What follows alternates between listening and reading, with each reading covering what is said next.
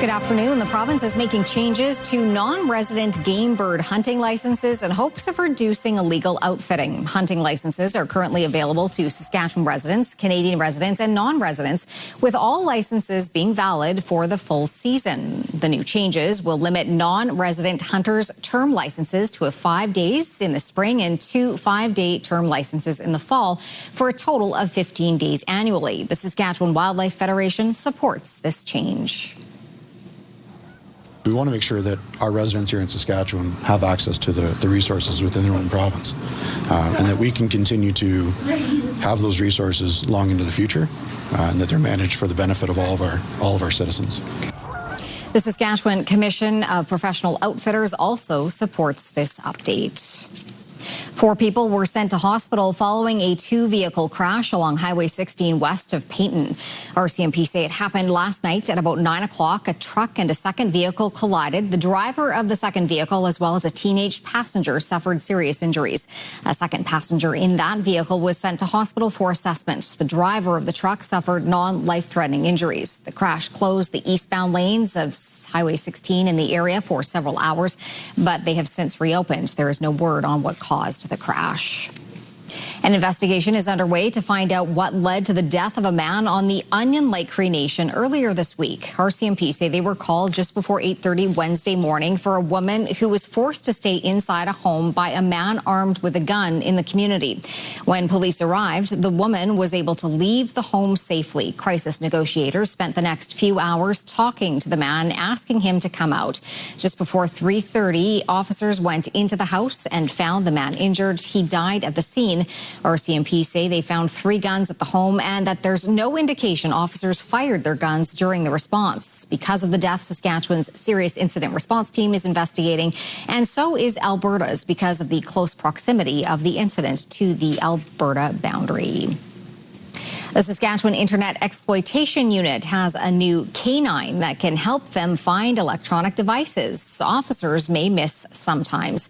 Meet Taffy. The 3-year-old golden retriever can smell chemicals commonly found in electronic devices, including cell phones, hard drives, and SD cards.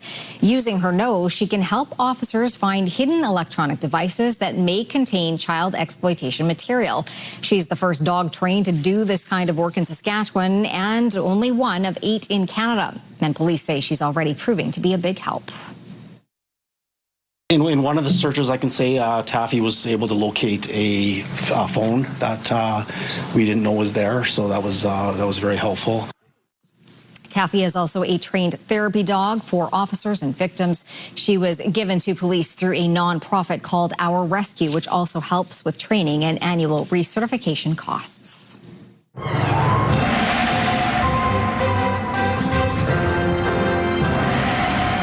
Jeff, it was a little bit of a cooler day today, or at least it felt that way. But, you know, it's still spring, right? It's still spring. Well, yeah, as of well, a few hours ago at 8:46, it was spring. But, yes, it's not going to really feel like spring in a lot of places as we roll into the weekend, because some places like Prince Albert are expecting a fair amount of snow. In Prince Albert and region, we expect to have about 5 to 10 centimeters of snow. I know we're dealing with snow right now. And it's all part of this series of storms that are going to be, or at least the disturbances that are going to be making their way through the province, across the prairies, really, over the next 2 or 3 days, all part and parcel of the big atmospheric river that is slowly winding down in terms of the maximum impact it's had out on the Canada's west coast. But yes, we do have precipitation coming our way, and we'll talk about the details on that a little later on.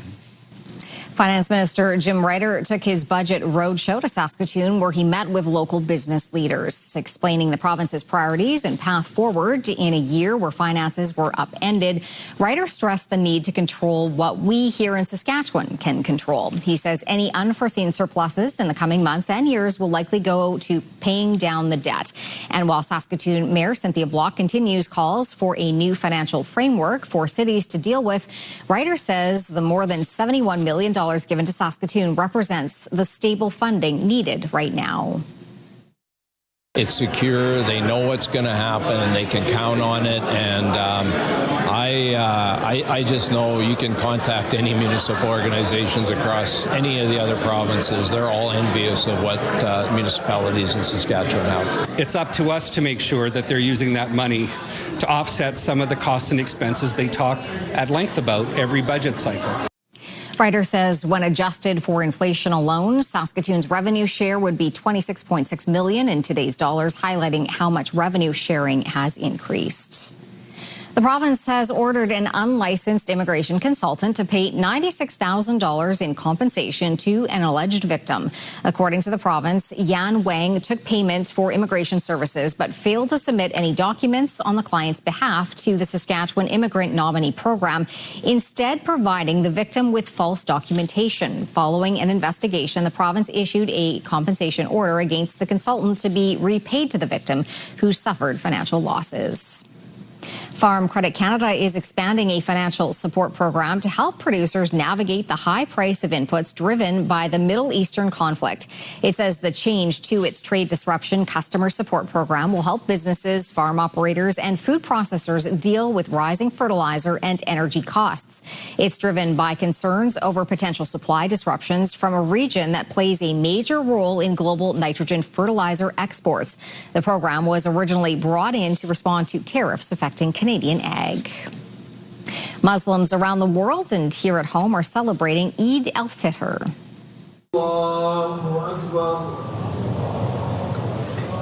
About 10,000 people gathered at Saskatoon's Prairieland Park for prayers marking the end of Ramadan. During the holy month, Muslims abstain from food and water during daylight hours for 30 days, focusing on prayer, charity, and community. And today, the end of Ramadan, there's a celebration. Families coming together, sharing food, and reconnecting with loved ones. After prayer, we'll go to my grandfather's house and we will celebrate together. As you heard from Mohammed, as the large prayer gatherings and families spend the day together. First Nations students spelled out their best effort at a Saskatoon high school today. Today marked the 10th annual Saskatchewan First Nations Spelling Bee. The event involves First Nations students from across Saskatchewan who came together to celebrate learning, literacy, and the power of their voices. 286 students from across the province registered for the event this year. Students competed in 3 categories according to their age group. It helps showcase their spelling skills while building confidence and improving ways to communicate. First place winners in each category will advance to the 2026 National Championship of the Spelling Bee of Canada. That's in Toronto in May. Still to come, Prince Albert gets set to swing with the stars, and later, heartbreak for the Huskies men's hockey team.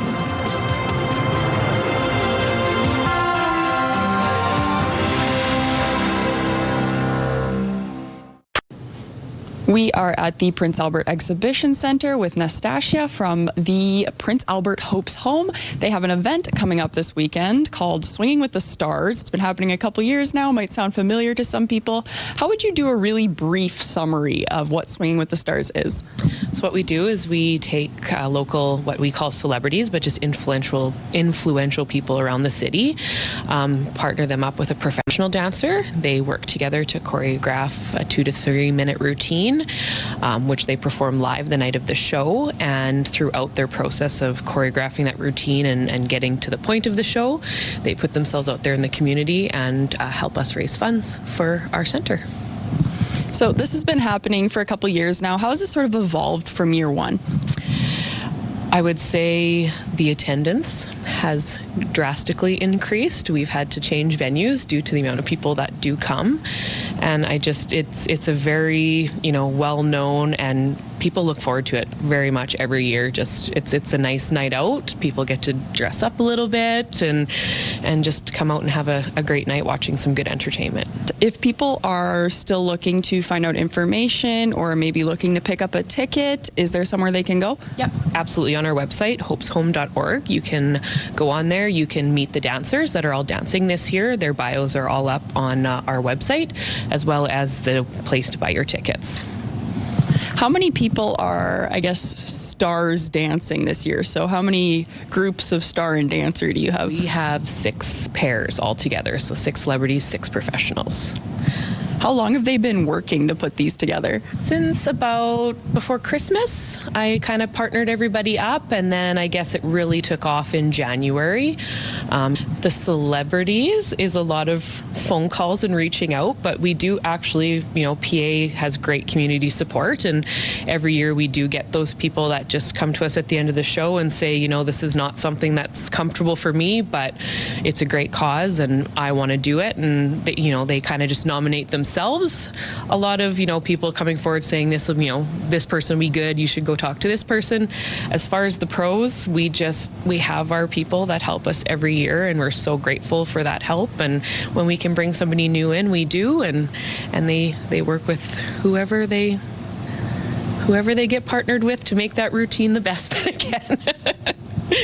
When stores are open, there's supper that's included, and around 7 o'clock we start the show. So then at the end of the night, we actually have 2 awards that happen. So there's a People's Choice Award and a Judge's Choice Award.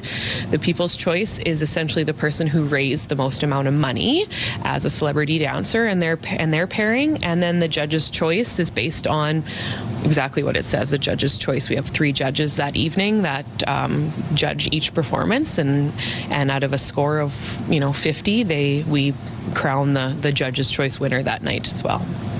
Do people make donations then towards specific participants? Is that also online, or how does that work? That is online, yeah. On that Meet the Dancers page that I was talking about, you can go in and read the bios of each dancer, and from there you can vote for them right online. And voting is obviously done through donation, like dollar donation, through each individual voting page. What is the fundraising goal for this year? As much as we can. Last year we were around that $170,000. So it'd be great to reach that goal, if not exceed that goal.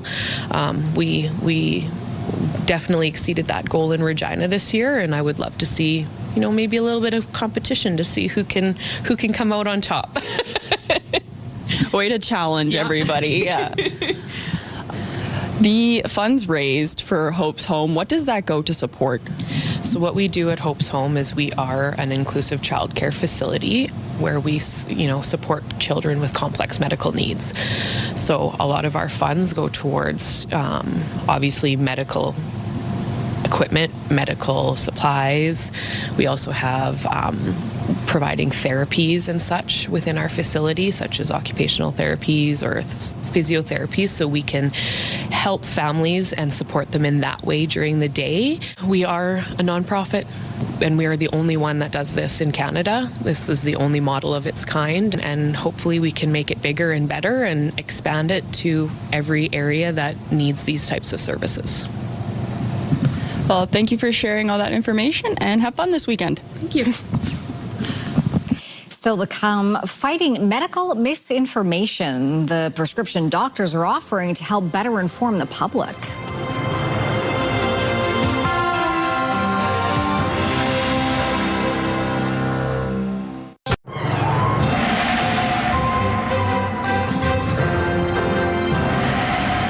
Well, Jeff, as you say, spring is sprung. I didn't say that. Well, it's here yes, officially, it is. But the next few days are going to be kind of up and down next week. Yeah, very much so. We are definitely going to be feeling more like winter, sure, shoulder season of winter, but it's still going to feel like winter because we're going to be getting some snow, and already getting some snow in the Prince Albert area. In fact, when all is said and done, maybe 5 to 10 centimeters there, 2 to 4 centimeters in the Battlefords, and pretty much the same situation for Saskatoon. The big rainy situation that really has impacted British Columbia in many, challenging ways, shall we simply say. That is starting to wind down. It's still going to be some rain on the weekend, but the heavy impactful rain is winding down. As we make our way across the prairies, a series of systems are going to come across, and that's going to lead to some, again, challenging situations. It looks like central and northern points, so basically north of the Yellowhead, we'll be seeing snow. South of the Yellowhead, not so much. Very warm temperatures in southern Alberta and southern Saskatchewan, and we'll give you more of those details later on. And in terms of Ontario and Quebec, One of these systems is going to slide into Ontario and Quebec. They're going to be dealing with rain and snow, and in Atlantic Canada tonight and into tomorrow for the Maritimes, and that eventually makes its way into Newfoundland for the latter part of the weekend. Now, let's take a look and see what we've got going on with our futurecast. As you can see, that first system sort of rolls on through, and with it mostly a snow event, but you can see on the edge of it there is some rain-snow mix, so we'll keep that in mind. The winds start to back off tomorrow afternoon, late in the day, I should say, and then another system will start to form and come across. Right now, it looks like it's impacting southern Saskatchewan, and then there'll still be more systems as we make our way into the other parts of the weekend. -7 for Spiritwood tonight, -5 for the Battlefords, -8 in Candle Lake, and then -7s for Birch Hills, Roster, Melfort, and Nipawin. In many locations, including Birch Hills, are anticipating some snow tonight, and we will talk about that in just a second or two. This is the second or two, it's right now. Yes, we do have some of the snow winding down as we make our way into tomorrow. We expect the winds to back off as well. So -2 with some flurries tomorrow for Spiritwood, -1 for the Battlefords under cloudy skies. Cloudy in Candle Lake, -3, cloudy in Birch Hills, -4, -5 in Melfort, where with some flurry activity, some flurries expected in Roster, -3, and -4 as well in Nipawin, with some flurries anticipated on Saturday. So tonight for Prince Albert and area, windy conditions, 5 to 10 centimeters of snow, as I mentioned. -7 is the expected overnight temperature. And then as we roll into Saturday, we've got ourselves cloudy skies, -3 degrees, and the winds backing off in the afternoon. And the 7-day forecast for the Gateway Cities, 0 degrees on Sunday. Monday, -1 degree, -8 though on Tuesday, and close to that on Wednesday, with a good chance of some flurries or some snow. Let's be clear here. -8 on Thursday, and Friday -4. So yes, after a relatively mild week, things are cooling off as we roll into the first full week of spring. All right, thanks, Jeff. Well, the U of S Huskies suffered a heartbreaking loss at the National Men's Hockey Championships. Ben Boyd, Allison, in front of them, they score! The St. Mary's Huskies scored in overtime in the quarterfinals to beat the #1 seeded University of Saskatchewan Huskies 4-3 at the National Men's Hockey Championships in Halifax yesterday. It's the second straight year the Huskies won the conference championship but lost in the national championship tournament. Former LA Ram and Detroit Lion is joining the Saskatchewan Roughriders. 27-year-old defensive back Juju Hughes signed with the Rams as an undrafted free agent in 2020, spending 2 seasons with the team before moving on to the Lions. He then spent time in the United Football League after a training camp stint with the Arizona Cardinals. Hughes and Rider receiver Keyshawn Johnson were also teammates in college.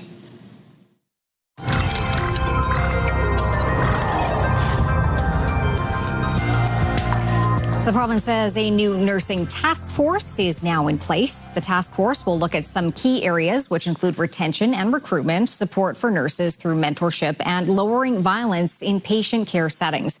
The task force will also look at making more effective teamwork and ensuring all members are working at the top scope of their practice. Ongoing collective bargaining is also underway, which, according to the province, means some areas might be better addressed through those discussions. Doctors are fighting medical misinformation being pumped out online, with a growing trend of wellness influencers touting unproven treatments or supplements. Experts are promoting their own influencers with solid information. CTV's Penny Daflos explains.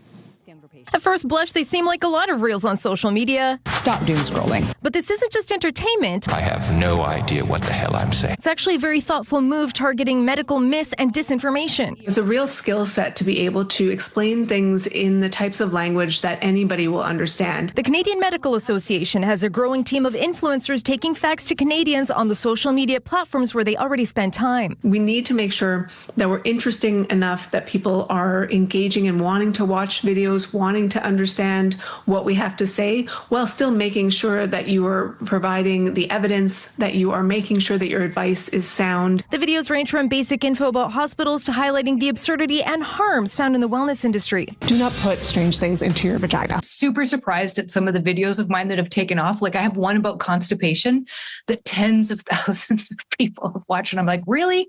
Okay, great. Rita McCracken is a family doctor in Vancouver, quickly growing her online presence with evidence-based communication. communication. I'm glad to have a chance to speak to folks and to use my training and my ability to parse through the evidence. There's all these different incentives for people to monetize misinformation and really very few guardrails to protect against it. Wes Regan is studying these issues at UBC and is giving the Healthcare for Real project top marks for tackling everything from juice cleanses to artificial intelligence to adult ADHD diagnoses. It comes off as authentic, which I think is important because a lot of the issues of trust often boil down to people feeling that these large institutions are these distant, opaque, big machines. Because behind those cheeky videos, 'tis but a scratch, are serious messages about pricey or even dangerous alternatives. She was afraid of getting vaccinated blood. So this became a very life or death situation for this individual because of misinformation. Another reason to take a good look at whose information you're absorbing.